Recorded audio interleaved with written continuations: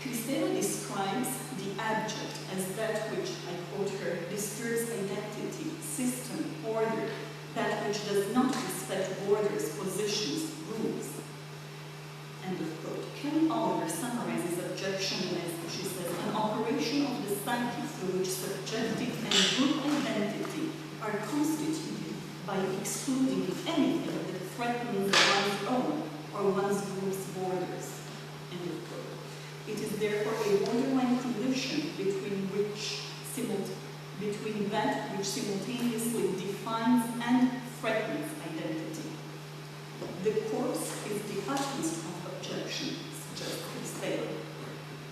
We could think of El Comendador's dismembered, defiled corpse as the abject against which the patriarchal code of honor is reconfirmed as the law that regulates the society.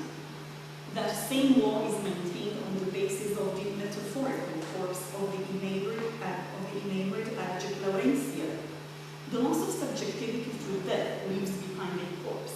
In Fuenteovejuna, the loss of subjectivity through love leaves behind an oppressed female. Both are forms of the abject. The abject Laurencia is not entitled to desire. She never really expresses desire for Laurencio. She loves dutifully and institutionally, and she gives herself away to Frondoso as a reward due to his merits.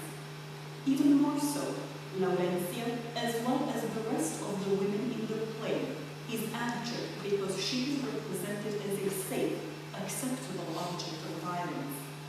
Thus, sexual violence that women endure in the play is at the same time the cause and the effect of their abject condition.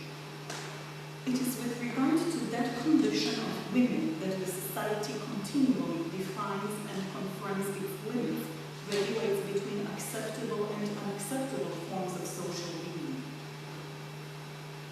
The upside-downward topos could be claimed to characterize the entire early modern amorous code, in which the man occupies the position of disempowerment and the woman that of power. Physical violence and the clear balance of power in El Comendador's manners perpetuate the relationship of gender and class power which is permitted to descend into violence. This is the chief difference, really, between El Comendador's and Frondoso's relationship with Laurencia. El Comendador discourteously makes it plain that he understands his power over his object of desire, and that his use of amorous discourse represents therefore an empty use of literary formulas. Frondoso's advances towards Laurencia are courteous, for they poetically reverse gender power relations. But in the last dialogue in which Laurencia is symbolically killed by loving Frondoso and not the other way around, this relation of power is re-established to its socially familiar form.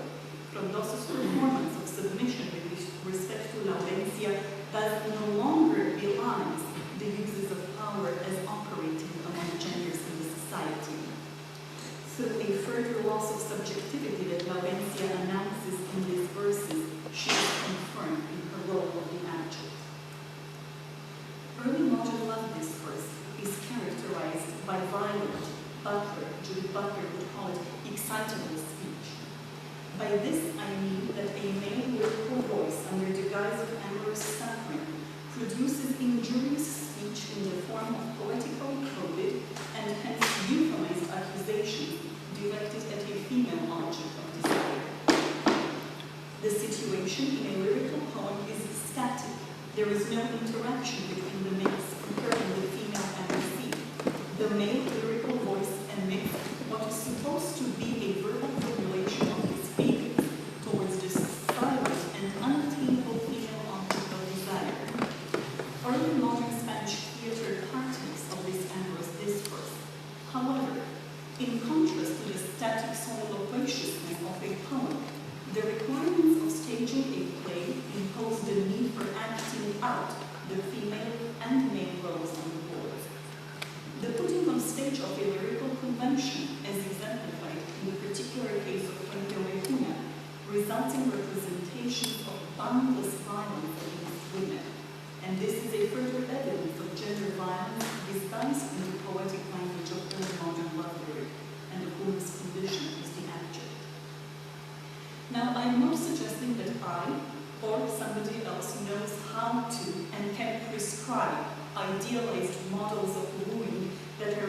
any workings of power or even violence.